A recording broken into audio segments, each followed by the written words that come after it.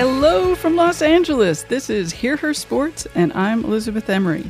I've been here in LA at the totally awesome Work It Women's Podcasting Conference. For all of you women out there, if you ever have a chance to attend an all-women's conference, definitely go. It's been such a blast to be surrounded by all these strong, energetic women.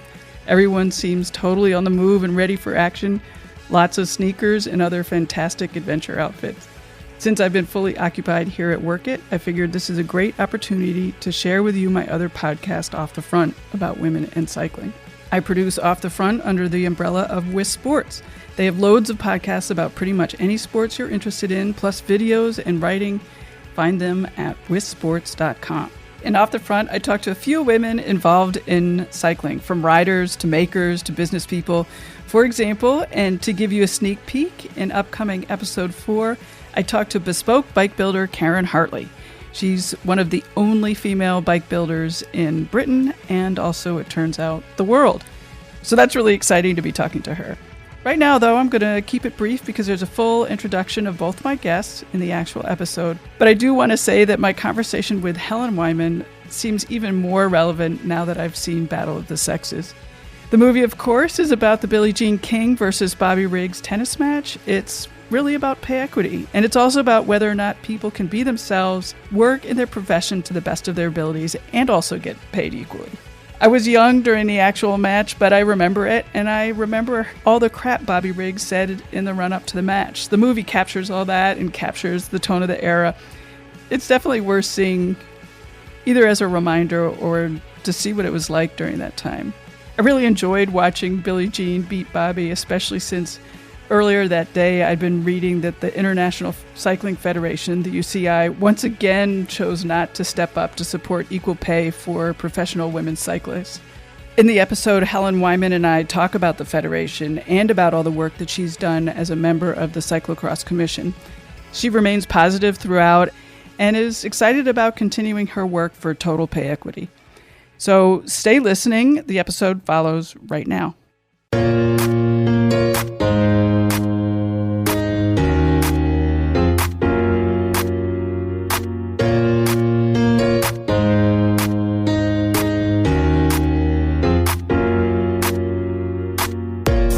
Greetings, everybody, to episode 3 of WIS Sports Off the Front. I'm Elizabeth Emery with another fantastic set of guests. This month, I talked to British cyclocross racer Helen Wyman and bike advocate Liz Cornish. You know, I've been thinking a lot lately about taking up space. It's come up in many of the interviews I've done in the past few weeks and in the ongoing discussions about Hillary Clinton's new book. And in one of my favorite podcasts, Call Your Girlfriend, Aminatu Sow talks to Hillary herself. Super exciting. Anyway, take a listen to that. Meanwhile, in the second half of this episode, Liz Cornish gets into taking up space. But first, let's say hi to our first guest. Hey there, how are you? I'm hot. How are you? I'm fine. Yeah, I got a bit lost on training, but also it was so hot I had to stop twice to get water. Wow. It was horrendous. So when you say hot, what's the temperature there? About 33, so 66, 96. Holy cow. Yeah. And the sun's really burning hot as well, so it's not just like humid, it's just like burning. It's not very pleasant. Is that going to follow you to Wisconsin? Yeah, it's supposed to be 94 on Sunday. So oh, great. Perfect. That'll be really unpleasant. That was cyclocross racer Helen Wyman. She talked to me directly after training. She's in the States to race the first 2 World Cups of the season, Jingle Cross in Iowa City and Trek's Waterloo event. Helen is a superstar athlete, and I'm going to let her introduce herself because she does an absolutely great job of taking up space. What she doesn't say in her introduction, but we do talk about later, is that she's also a superstar in women's cyclocross advocacy. Many of the positive changes we've seen over the past few years in women's cyclocross, pay equity, race length, TV coverage, and just general awareness, is due to her work as part of the UCI Cyclocross Commission. But I'll let her tell all that. Okay. My name is Helen Wyman, and I am a 9 times national cyclocross champion, 2 times European champion, and a world's medalist. And I like cyclocross. So I read that you started racing at 14 after touring with your family for a lot of summers in France and England. And I just have so many questions about that. I mean, what was that like, and how long were the rides, and what kind of bike were you riding? Yeah, so we always rode bikes when we were kids, and we used to go on cycling holidays, and I don't think they had loads of money, my parents, and so they made the most of what they had. And so we used to do these cycle touring holidays, and they were really fun most of the time. Occasionally, there was definitely tears on my end at points, but we'd go do probably when I was 12 or 13, we did one in northern France, in Normandy, and they had the worst rain they'd had in like 40 years on the first day, and we did 50 miles, so 80 kilometers. Wow. And I had a pink and yellow Apollo from Halfords, which is like a bike shop in England, which is kind of like a car shop in England, but like a bike car shop. And it weighed, I don't know, 40 pounds. It was ridiculous. And it had this pink rack on the back, which weighed as much as the bike again. And then I had all my stuff in it because we were carrying all our clothes with us. And and it rained, the worst rain in 40 years in northern France, and it was horrendous. And we apparently fell asleep in our dinner that night, and me and my brother, and there was a couple with us, and they weren't at the point where you were supposed to be after lunch to carry on, and we waited 10 minutes, and then the tour guide said, "No, we're on our way." So off she went, and we all went with her, and we left this couple behind, and they turned up at about 11 o'clock at night at the hotel. Oh, no. And they got completely lost. And even everyone had the itinerary. I mean, it's not difficult. And they got completely lost, and they had to get a taxi. And then they had all this, they hadn't put their luggage in their panniers, weren't in plastic bags. And so everything was soaked. And it was just, they had the worst thing. And then the woman got sunstroke later on and stuff like that. You made out really well in that experience then. Yeah, we had a lot of fun. I mean, my parents are quite good at that stuff, so. Yeah, and how long did that go on? I mean, how many summers were you doing that? Oh, we rode our bikes like every weekend. Like I rode to school every day. Mm-hmm. And it was probably about 3 miles each way. There was a great big hill to go up to get to school. And then obviously you got free wheel down, which was fun. You could get home in about 11 minutes, but it took around 15 to get there. And so when we used to go, like on a weekend, we'd ride out to a cafe somewhere and have a coffee, and then or have a hot chocolate and cake, and then ride home. Or we did some youth hosteling some weekends with the local cycling club, and went on cycling, just riding your bike really in groups. And when I was 14, I was out riding one day with my dad and my brother, and a guy from the local cycling club rode past and was like really friendly, this guy called Kevin, and he said, "Oh, come along." And my dad had been in cycling clubs when he was a kid, so up until his like early 20s, and so he said, "Yeah, sure, yeah, we'll come along." And we did. And then my brother wanted to race, and because he wanted to race, I wanted to do everything he did. I just wanted to do it a little bit better, and and so I did. So I took up racing as well. That's great. That's really exciting. And were you doing other sports as well during that time, or just cycling? Sports in school, and I was really into cross-country running. So when I was 17, I went to they had like a local school one, which I won, and then they had a regional one, which I won, and then they had the next size up one, which is like east of England, and I didn't have a very good day there. I think I was like 20th or something, but I still got selected for the national championships. But the national championships cross-country running was on the same weekend as a national cyclocross race in England, and I chose the cross race instead, and never did cross-country running after that. History was made. And so what are your days like now? Not that hard. A typical weekday is, wake up, have coffee, go have breakfast, go training, come back, do some kind of core or something else, whatever's on that day, watch TV, have dinner, go to bed. That's pretty much it. Are you coaching yourself, or do you have a coach? Me and Steph work together. My husband worked together for coaching, and we also work with a sports scientist in England who's a lecturer in sports science, and he's doing a master's degree in cyclocross power. Oh, wow. So are you getting tested with, power meters and all that? So I actually, he's been doing it for such a long time. He started like 5 years ago, and he took the power from a load of races. and I just send him the power from my races that if he wants them for his projects. But I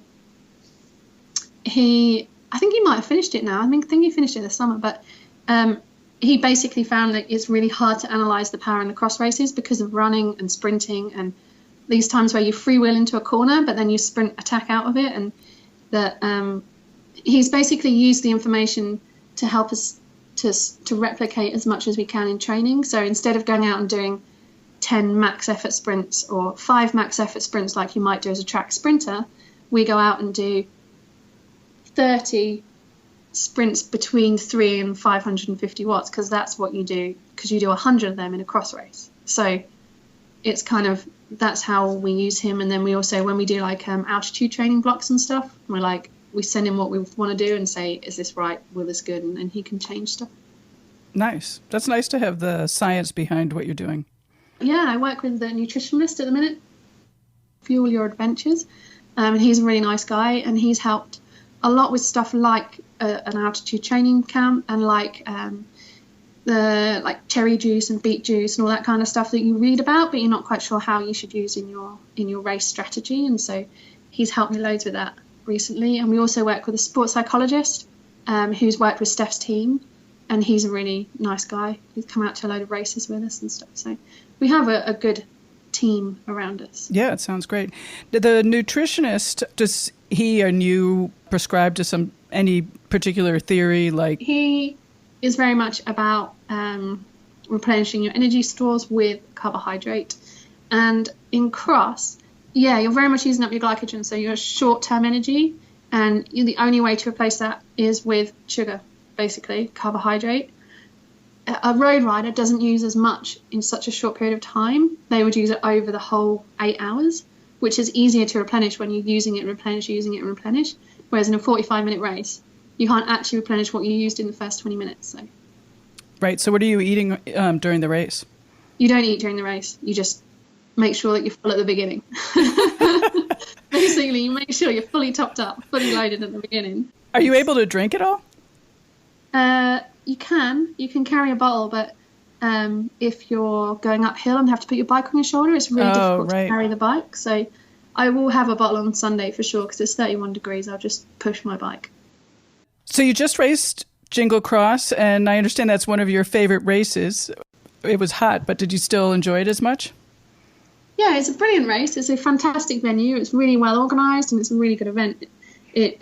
Unfortunately, it was too hot for me. So Friday night I raced, and I did really well. I was 4th, and it was fine on Friday night because the temperature was cooling during the race. Whereas on Sunday it just got hotter and hotter and hotter and hotter.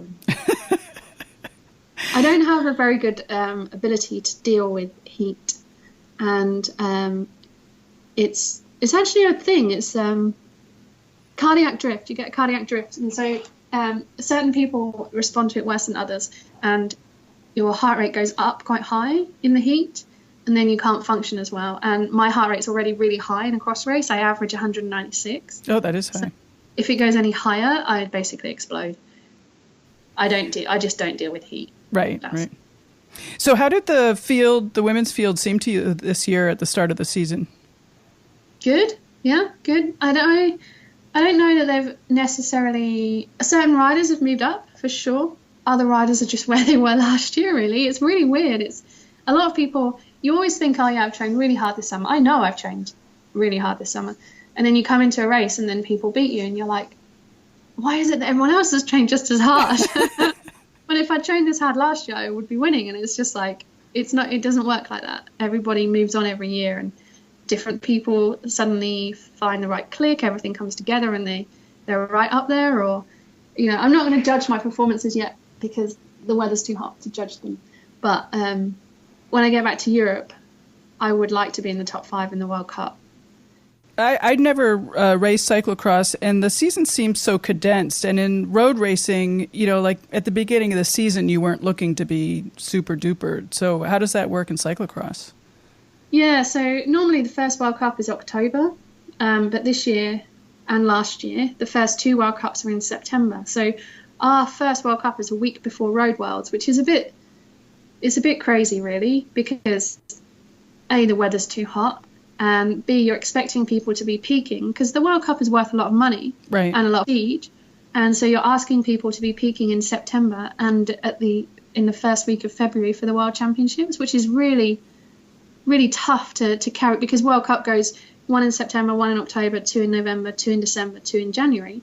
You can't go peak September, peak February. You have to like kind of peak September, hold it on a bit, see if you can carry it on, kind of try to mini peak again around December, January nationals, and then kind of see if you can hold on to World. So it's really difficult, and people don't get to race against each other before the first World Cup. There was only a couple of UCI races before then. So in an ideal world, you wouldn't have your first World Cup until middle to end of October, because it gives people a chance to really tussle it out first. And so what are your goals for this upcoming season? I want to do well in individual races, certain races, and I'd like to get a top 10 at Worlds again, and I would like to win nationals, because 9 is just not quite 10, is it? So it's not a pretty number. Yeah, whereas 10's a nice round number. Yeah, so yeah. I'd like to win that. I didn't get to ride it last year because I had a broken collarbone. So your starting position in cyclocross is based on your world ranking. And so the front row is ideal. So you want to be in the top 8 in the world to be on the front row. And I've spent the last 10 years in the top 8. So I've been on the front row. And after I broke my collarbone, I lost all of my UCI points for the whole of November, December, January. And so I plummeted to 29th in the world ranking. And now I'm moving up, but I'm still 3rd row. And it's so weird, so weird starting in a different position, because it's a completely different start back there. And start's really important in cross. And you don't win a race with it, but you can get in that front group, and getting in that front group saves you the energy. That means you can then attack from it. Whereas if you're spending all your energy getting to the front group, once you get there, you're basically reliant on them having an easier lap before, so you can recover before you can do anything more. So yeah, so it's really weird, but I really want to move up in the ranking, and that's what most of this season is going to be about, moving back to the front row. How quickly could you move up to the top 8 again? It would take at least a month, if not 2 months. So because it's a rolling ranking, so it goes, last year's points go off and this year's points go on the same time, as in the same date. So I was racing at the beginning of the season, and I had some really good results, and I won a few races. So I'm actually losing points still because I'm not replacing them, because the dates don't work out the same. So it won't be until October. There's 3 World Cups, and it won't be until I hit those 3 World Cups, October, November, where I'll really gain points back on people, because nobody really loses points, because they'll replace last year's World Cup with an equivalent result. So they might lose 10 points, but they don't lose 100 points. Whereas I lost 100 points at every World Cup last year. Right. So I want to move on to media. And how did those cyclocross diaries start?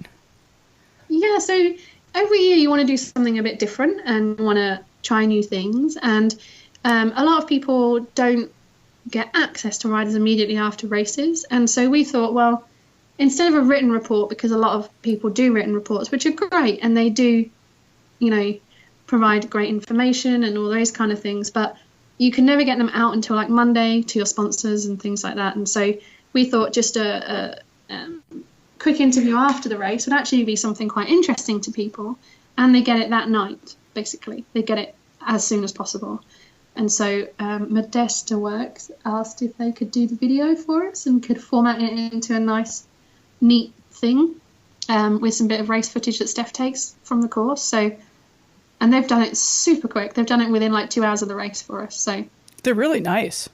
Yeah, they're really, really smart. So we're going to try and do them at every race for the whole season. So. And how has it been, finishing the race, getting in your seat, and especially at Jingle Cross, it was so hot, and having to do a video?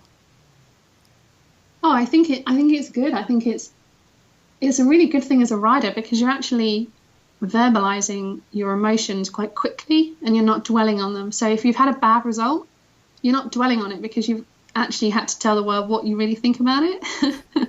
And that's kind of quite a good therapeutic process. And if you've had a good result, then you also get to tell the world, how great it is and how happy you are.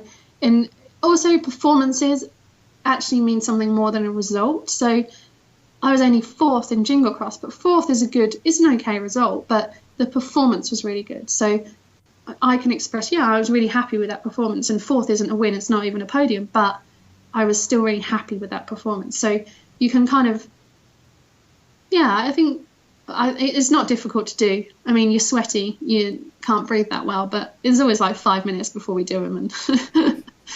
And I think they're good. Yeah, and what I like is that, there's something about that immediate emotion that you can never recreate. And you certainly can't recreate it in writing, but, even an hour later, it's way different. It is, because you've had really time to think about it. Whereas your instant reaction is actually how you really feel. And that's a good thing to verbalize it at the time, because maybe later you might have thought about it quite a lot and thought, actually, I didn't really think that was that great a performance. But at the time, you were happy with it, so deal with it. You and your husband are working together, and how has that, are you arranging all your sponsorship, the two of you?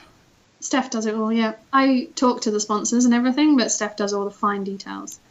It seems like you guys have a really good relationship with your sponsors. Yeah, well, I've always worked with sponsors that I like working with, because people can tell if you're genuine or if you're not. And so if you genuinely like something, it's not hard to say good things about it. And if you are using it because you're getting it for free, it's kind of like, you can kind of tell. And so I've always wanted to work with good people. And so I've been with Kona for 8 years. Unfortunately, that ends in December. But 8 years is a long time for anyone to be in one team. And I think that shows how much I value them as a brand and how much they value me as a rider. So, and I've worked with Challenge now for probably 7 or 8 years as well, maybe a bit longer. And they're a fantastic company. And me and Steph together have actually designed tyres based on what we want in Europe. And they brought one out. The chicane was Steph helped design it. And it sold out in the first time they brought it out. So, if you have a good relationship with a company, you can really give back in more than just them giving you stuff or cash or whatever. You can actually help and develop stuff with them. And that's why it's better to be with the sponsors that you're used to and sponsors that you like and that you can interact with than just a random thing that, you can't really have any impact back, because they need to get a return from you. But in the same way, it's important that you're able to give something back too. Are you still on the UCI commission? I was on the cross commission, and we don't really know what's happening right now because the presidency is the guy's being re-elected for the president. And once the president's re-elected, he then re-establishes all the commissions, and then he chooses who goes in, apart from the elected people. Oh. So there are 2 elected athlete representatives, but I was put on 4 years ago as the token. It's a token woman. So my position was just put in place. So we'll see whatever happens with the next president. And I think if Brian Cookson goes back in again, he'll probably just reestablish everyone as they are and just carry on. But until we know, then I don't know. But I think I've done some amazing things, and I'm really proud of what I've achieved. And I'm really proud of the fact that 4-5 years ago, before I went on the commission, my biggest thing was that I wanted the race times to always be, the women's race was immediately before the men's race. Because in Belgium, there was a series that wasn't doing that. They were picking us at 10:30 in the morning, and where there was one race before ours, and then there was the under 16s, and then the juniors, and then the under 23s, and then the men. And so we weren't getting any coverage whatsoever and any respect in that series, and it's a big series. And I always believed that if we changed that rule and we made it women before men, that within a short period of time, we would have some form of equality in prize money, that we would have television, and that we would have huge respect among the spectators. And I think everybody thought I was a little bit balmy, because it's kind of like, well, it's only one rule. What difference is it going to make? But it has played out exactly that. And now we have 24 races on television. Every C1 and C2 race, which is every non-World Cup race, has equal prize money. And equal prize money at the World Championships. It's just the World Cups that aren't. And we have more prize money in the World Cups than we've ever had for the overall. And we have, live television, 24 races last year. There should be like 28, I think, this year, live on Belgium television. And I can't go out in Oudenaarde without someone going, oh, you're Helen Wyman. So we have recognition.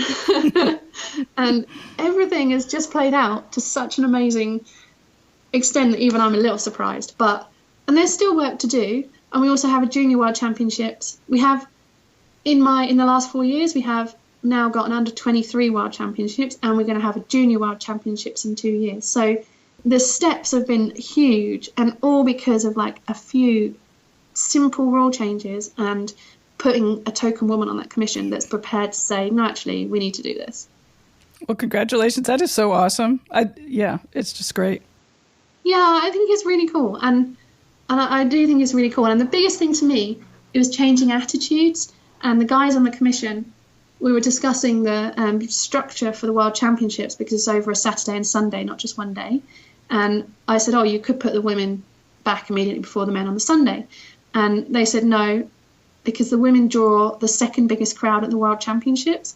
We have to have them on Saturday afternoon for the television and for the to get more money for people to come to the race. And for them to sit there in that meeting and say that, 4 years ago, they would never have said that. Oh, that's nice. So changing attitudes, that was very much what I wanted to achieve. Yeah. So I'm super excited about those changes. I want to ask a few negative questions like, why isn't the World Cup equal prize money? Because the difference is 30,000 euros per round. That would mean that they would need to find 9 rounds at 30,000 euros would be 270,000 euros. And the sponsorship for the World Cup overall in total, I think, is only about 200,000. So they'd have to find another sponsor that would provide that money and more. The other option is to add up and divide by 2, which they're not keen on. And another option is to try and subsidise it in some way. And they're things that I can't physically go out and do. I can't go out and get sponsors. I can't go out and get the UCI to subsidise stuff in any way. And I can't make race organisers put more money in because World Cups already cost an organiser like $250,000 to do a race.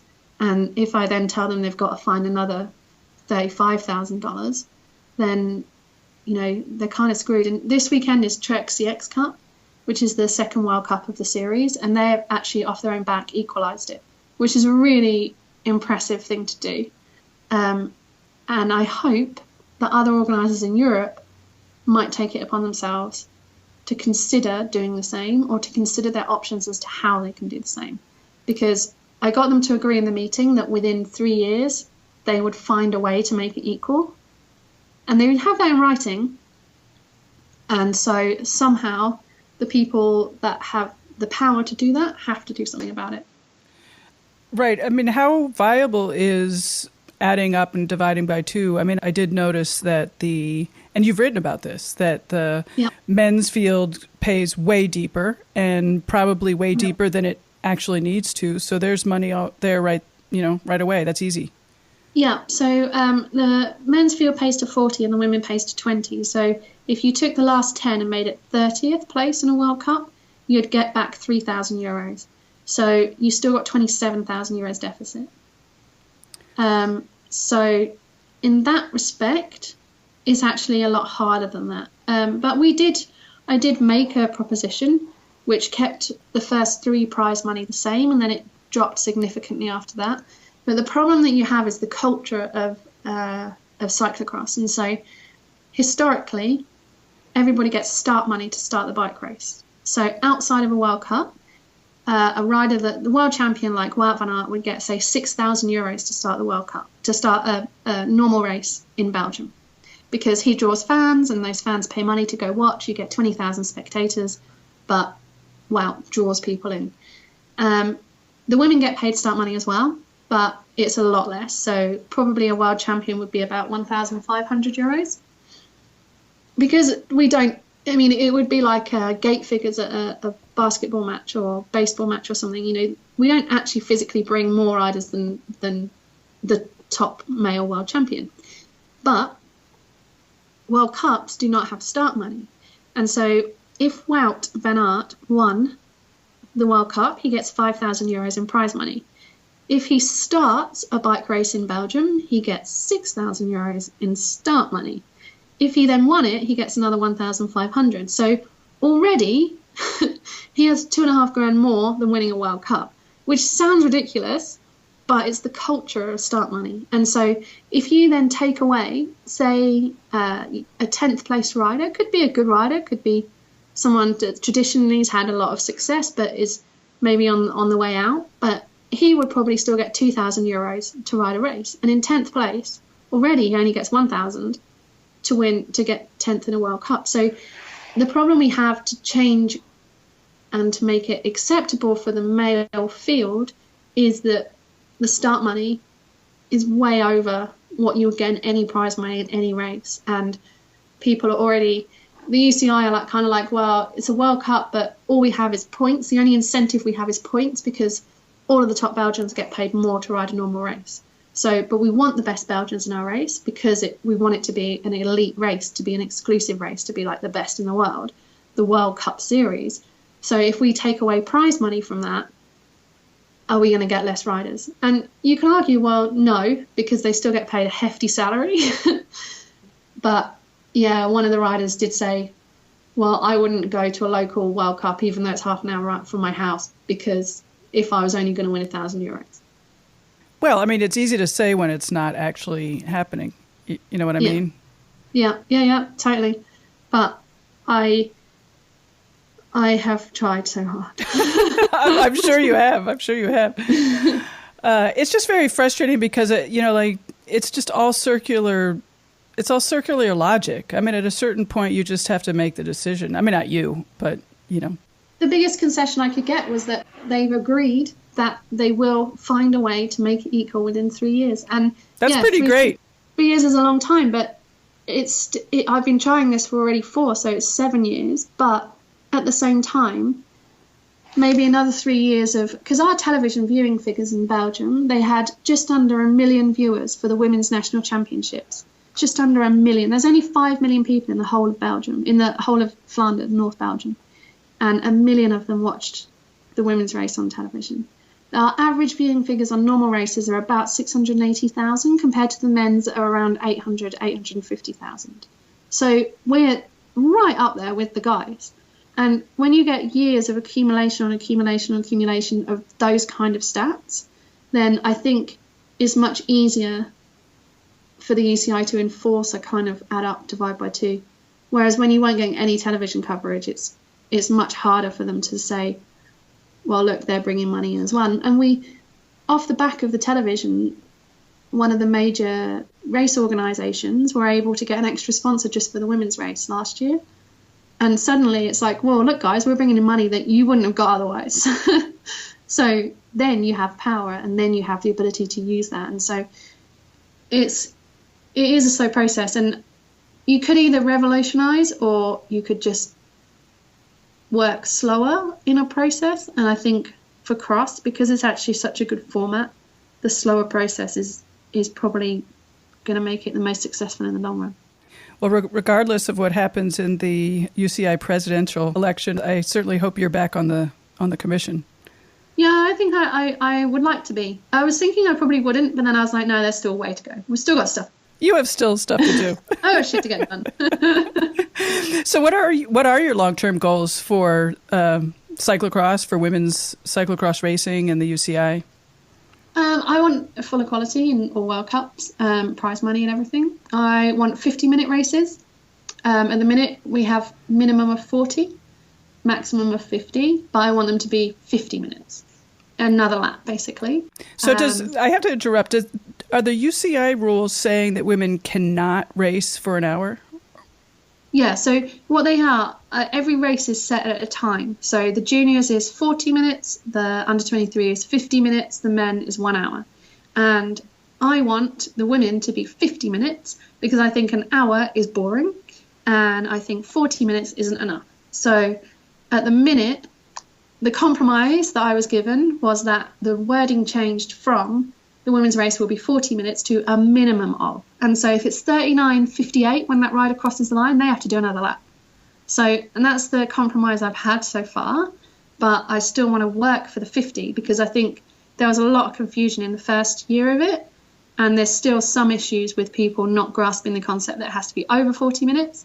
And I think if it just read 50, it would be much better. But I think the men's races should be 50 minutes as well, to be honest, because I think it gets boring. Nobody really pays attention in the last 10 minutes. So I think it would make for even more exciting racing. And I think we need to bring in a structured World Cup for under 23 and junior women. I think that we need to somehow work on the development of younger riders in the sport, to keep them in the sport to elites. And yeah, that's pretty much enough to start with. Yeah. And what about, you talked a little bit about sponsorship of riders and how it's sort of a hard market right now. Any goals for that? Yeah, I mean, I don't think that's something that that the world governing body can really manipulate.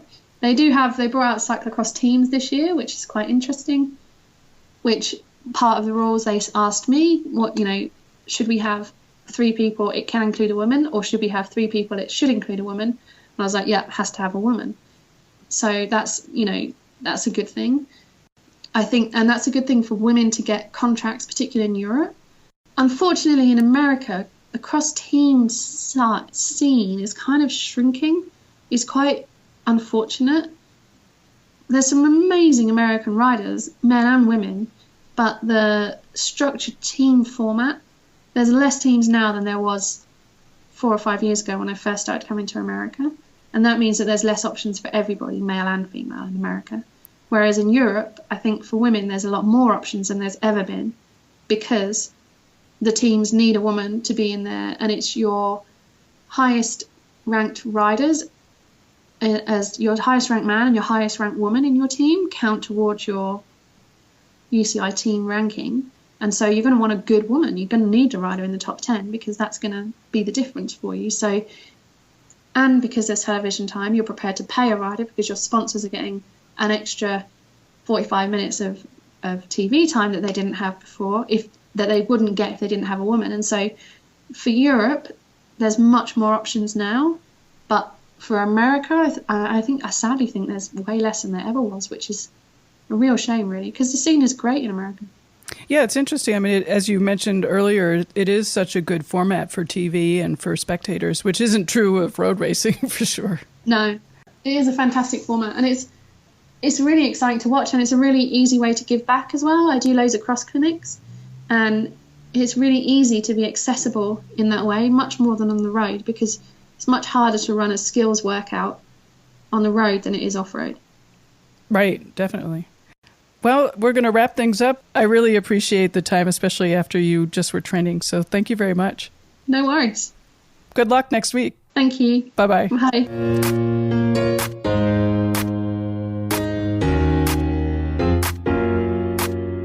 Our second guest is Liz Cornish. She is a longtime bike commuter and currently serves as the ED at Bikemore in Baltimore, Maryland. Previously, she worked for the League of American Bicyclists in Washington, D.C., as the women bike manager. Liz came to bike advocacy because she believes bikes are a vital tool for creating vibrant communities that connect citizens to recreation, jobs, and each other. As she says during our conversation, we need to figure out how to move people in cities. We talk about taking up space, working with developers, elbowing your way in, and just applying. As we were exchanging emails to schedule the interview, she wrote, and I quote, "I have spent a fair amount of time thinking and writing about how to get more women engaged in cycling for transportation, recreation, and sport." So to start, I asked her to expand on that. I really came to it when I got my job at the League of American Bicyclists. Women Bike had been a program that had been created, but they hadn't had a staff person dedicated to it full time. And when people asked, well, what is Women Bike? And essentially it was a program that sought to increase ridership, and what I learned over that, I guess it was about 14 months that I was in that role, I got to travel a lot, and I certainly spent a lot of time talking to a lot of different women, whether it was high-ranking employees at some of our biggest, bike companies like Trek, or Specialized. I spent a lot of time talking with women who race. I spent a lot of time talking with women who do policy work and advocacy, and I spent a lot of time talking with women who represent the wide gamut of bicyclists in terms of recreational cycling or urban commuting or racing. And ultimately, there was a couple of things that really, really stood out to me, is that women can be sort of this indicator species for like how successful or how well something is being done or how inclusive it is. And that if women are in a space, chances are it's going to be healthier and safer and more inclusive for everyone. And so I think when we're thinking about, it's not just always about increasing participation or ridership among women. There are a lot of different populations that either don't see themselves in sort of this modern American bike movement, or they're not adequately represented, or they don't feel invited, or how things are structured. It doesn't seem like very accessible to them. And I think there's a lot of initiatives and programs and things that people can do, but in increasing ridership among women, we're starting to, you find that people start asking the questions that they probably should have been asking all along, in terms of how do you make something inclusive, inviting, and safe, and everybody benefits from that when we go down that level of inquiry, including men that were already maybe participating or doing something. And I think that is so important as we think through how to bring more people to the sport, or more people to just even embrace it as something that we see every day in our cities, is that our messaging, the diversity of programming that we offer so that we can get people, have multiple entry points into riding a bike, those are all really critical. The other interesting thing that I learned about working on this issue was that women are drawn to cycling typically, or it appears, because they really enjoy that social aspect. So you'll see a man get into cycling or bike commuting, and they're probably spending a lot of time riding alone or solo rides and feeling pretty comfortable with that. And maybe they never really become part of bike culture or bike community, just because this is a hobby or a recreational tool or a commuting tool that they use, but it doesn't necessarily become part of their identity. Whereas for women, I saw very quickly, a woman would decide that she wanted to start biking to work, and she would hop on a Facebook forum and ask a couple questions of other women. She'd get what she needed to do to try it, and it was a super empowering experience for her. And it also made her feel part of something bigger than herself. And I think that's sort of a self-fulfilling prophecy, because that feels really good. And so then all of a sudden, the woman that hopped on a bike just to try to get to work a little faster, a little more efficiently, or to incorporate exercise into her everyday life, now all of a sudden is maybe buying a second bike and maybe getting into mountain biking, or maybe trying out racing a little bit, or just trying out longer group rides on the weekends. And so there's a couple of things that happen there. One, I think when we're talking about urban cycling, I love how it teaches women to take up physical space. And, when you're biking in the city, you have to really learn how to assert yourself. Like, you're really small compared to the cars and the trucks all around you. And so you need to learn how to take up space and make your presence be known. And there's so many times in our work life and our family life as women where we've been socialized to shrink into ourselves, to be meek, to wait our turn, to not be too loud or too aggressive. But urban commuting requires that as like a motive, as a survival technique. And so when you provide opportunities for women to practice that, just getting to and from work, you start to see them show up in other areas of their life in new and exciting ways. And I think that if nothing else happens because of that, I think that in of itself has really huge transformative abilities. Sure. I love the idea of taking up space via bicycles. So what are the barriers that you have found for women to actually get started? I mean, I think there's some barriers that are sort of ubiquitous that I see everybody experience, whether they're a man or a woman or wherever they fall in terms of identity.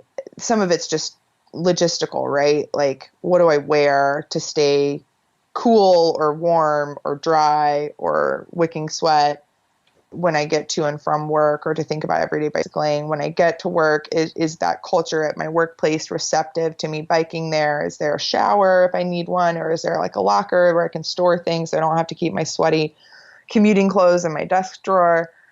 So all of those things are sort of the same logistical barriers. Is there a safe place to park my bike when I get there? Are you working with organizations and companies in Baltimore to sort of... So yeah, it's been really interesting. So there's a lot of new construction, and developers reach out quite frequently because they've sort of recognized that I'm able to, in the early process, give them some tips and tricks for incorporating that, because they know that in order to retain and attract talent, having those amenities that people value now that they didn't value the same way 20 years ago, those are really, really critical. So I have, whether it's bike parking or creating those higher end amenities like showers and locker rooms and things like that, people are building it and people understand it, and developers are asking me to help them do that. Oh, that's nice. The other barriers that are, I think, more specific to women is just, I think because of how women are typically socialized, there's this sort of thing like we don't like to ever put ourselves in a position where we might look a fool, or like where we might look like we don't know what we're doing. That's a really, really uncomfortable space for women to be in, because women are so scrutinized, right, all the time in our decision making and our physical appearance and how our bodies move through space. And so women can be really resistant to that. Whereas I think men are less socialized. Like men are much more comfortable being out in the world and being a novice of something and not worrying about it. I had a friend that just did it. He's a cyclist. He's a pretty serious cyclist, but I would say newer to being a serious cyclist. He'd always been sort of like a bike rider, but he started to get into racing more this year, and he just did his first cyclocross race a couple weeks ago. And the only thing he did to prepare for it was to go to like a 2-hour cyclocross clinic like 3 days before. And I just don't see women attacking new opportunities like that with the same confidence. And so I think that can be a real barrier, that in order to get to the starting line, women really have to overcome a lot of internal conflict around like, okay, I've got to be brave. I've got to be bold. I've got to put myself out there in a way that makes me really vulnerable, that opens myself up to criticism and scrutiny. Can I do this? And I don't think men have to go through that mental gymnastics in order to get themselves into new experiences and situations in the same way. Well, that's the same thing that the stat that came out about men applying for jobs if they fulfilled 20% of the requirements, and women wait until they fulfill 100% of the requirements. Right. Mm-hmm. Yeah. And I've had that conversation so many times with, like, especially I have a lot of women friends that are younger than I am. And so they're just at a different life stage.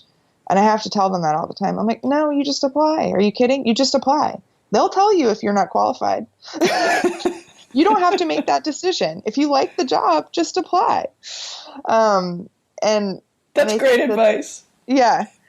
And so I think that's so correct, right? Like women typically opt out before they need to, right? They've already sort of reasoned their way out of why it can't work or why it's not for them. And then I would imagine that another big barrier, particularly for women, is that especially around urban bicycling and commuting, but also actually that's probably not true. I think it's probably true for whether it's recreation or racing.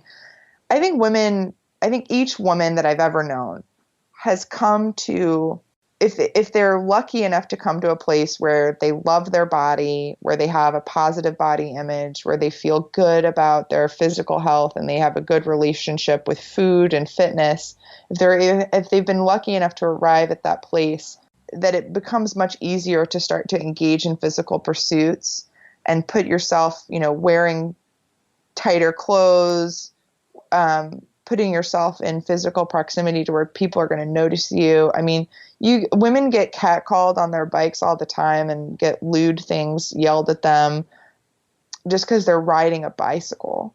And so I think if there are women that have not arrived at that place or just not there yet or are on that journey of getting to that place, that I think the realities of our society and how it objectifies women, no matter what they're doing, it can be really, really difficult to opt into that. And I really am sympathetic to that, because I think about some of the scary or just even gross situations that I found myself in that have made me uncomfortable, that I not everybody has had the same experiences and opportunities that I've had, so they may not have the capacity to steel themselves and face those things. And so being exposed in the public space like that on a bicycle is something that not every woman is going to be prepared to do.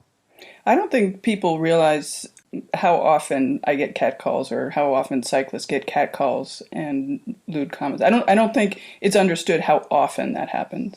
Well, I mean, I think it's like I remember as a young teenager when I first got my driver's license, women get told ridiculous things. Like I remember getting told, when you're walking back to your car in a parking lot, when you're this many feet away, bend down and look underneath the car to make sure there's not anyone hiding underneath the car, waiting for you, and make sure you look into the back seat before you unlock the car and get in the car, make sure there's nobody in the back seat waiting for you. I can't tell you, as a teenage girl, probably up through, I don't own a car now, so I don't have to worry about that. There's nobody hiding underneath my bike but I mean, that was just so instinctual. That was the silly little routine that I worked into my day of literally crouching down in a parking lot to look underneath my car and peering in the back seat of my car before I would ever enter into it to make sure that there was the boogeyman wasn't there. And we know statistically in regards to that type of stranger on stranger crime, it's so rare that those types of things occur. It's not that they don't occur. It's just that it's rare that they occur. But meanwhile, majority of women are going through life like that. They're moving through the public space most of the time thinking, how do I avoid being victimized? How do I avoid being harassed? And it's, in cities, it's just sort of part of your routine, right? I can't walk and text because I need to have my eyes up. I don't wear headphones when I run in the city, because I want to be able to hear my surroundings better. So those are things that women get trained and socialized to do. And it really removes us from maybe sometimes fully participating in things that would greatly improve our quality of life. Well, let's end up on a positive note. And what are your goals for Bike More and for women and commuting and getting involved in cycling? Well, I think there's, the general goal of Bike More is to make riding a bike not feel like, and I think this certainly translates to women, riding a bike should just feel so normal. You shouldn't feel like a Herculean feat. It shouldn't feel like you're risking your life. It should just feel like a choice that anyone is able to opt into. It's not always going to work for everybody all the time, but it should be a choice that's available to everyone if they want it. And that's the goal of Bike More. How do we create neighborhoods? How do we create a citywide system where any person that is interested in learning how to ride a bike, whether it's recreationally, whether it's getting into racing, or whether it's learning how to bike to work, those things, those tools to be able to do that, the resources, the infrastructure that makes them feel safe, those things are available. And so to get there, it's a lot of things. It's programs, it's policy, and we're looking forward to the future where we can grow and start to take on more and more of those efforts. But the other flip side of that is that when we talk about women in bicycling, the other thing where women are not very often is in leadership roles, particularly in policy, particularly in urban planning, and particularly in city government. And I do feel a responsibility to model both stewarding a successful and sustainable nonprofit that we can pay our bills and we can do good work in the community and we can create great opportunities for people. And I'm a woman and I'm an executive and I lead that and I can model that for other women that may not opt into that. But more importantly, when there's a panel discussion or when there is people getting in a room and talking about transportation, I elbow my way in and I am there. And I always bring other women with me. Yeah. And I think that that's so important, is that when I've been provided an opportunity to be on a panel or speak, I'm like, oh, have you called this person? You know who would actually be really great at this? Let me put you in touch with this person, because they're not going there on their own. Right. And they're not reaching out to these people. And the women that know about this stuff are here. They should be at the table helping to shape these decisions that impact all of our daily life. But traditionally, women haven't felt invited or included or confident to talk about sometimes pretty wonky, complex issues. And trust, I mean, the policy dudes that are really into the urban planning, transportation stuff, they're insufferable.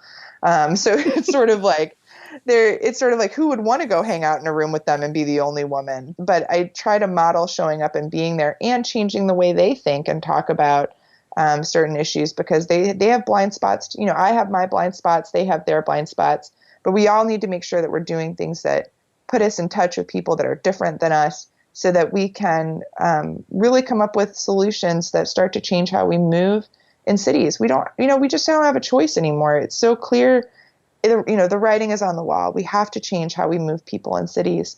It's important for our health. It's important for the climate. We have to change how people move in cities, and we know how to do it. And all we need to do now is create the political climate so the people that do make the decisions feel confident and emboldened to make the right ones. Well, that's fantastic. Thank you so much for talking to me. I really appreciate it.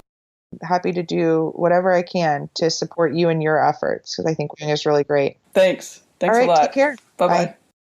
Thanks so much to this month's guests, Helen Wyman and Liz Cornish. Also thanks to Bike More, and many, many words of appreciation to Trek for supporting Women's Cyclocross World Cup and equal pay. Please support Trek by buying something Trek. You can find links to all their websites and social media and more in episode notes of the show at wisports.com. While you're on the site, sign up for our monthly newsletter. When you sign up, you will automatically be entered in the sweepstakes for a prize from one of our sponsors. We are on all the social media channels at WISports, and if you'd like to drop us a line with suggestions, comments, or questions, email us at info@wisports.com. Let me know what you think about equality in cyclocross racing, the current goings-on at UCI, taking up space, or really anything else. Please rate and review this podcast on Apple Podcast or however you are listening. It really does make a big difference in spreading the word about everything WISports is doing for women and sports. And for more of me, Elizabeth Emery, listen to my other podcast, Hear Her Sports, available on Apple Podcasts, Stitcher, and at hearhersports.com. Every other week, I talk to exceptional female athletes or women in sports. Find me also on social media at Hear Her Sports. Thanks for listening, and I'll be back next month with another episode of Off the Front.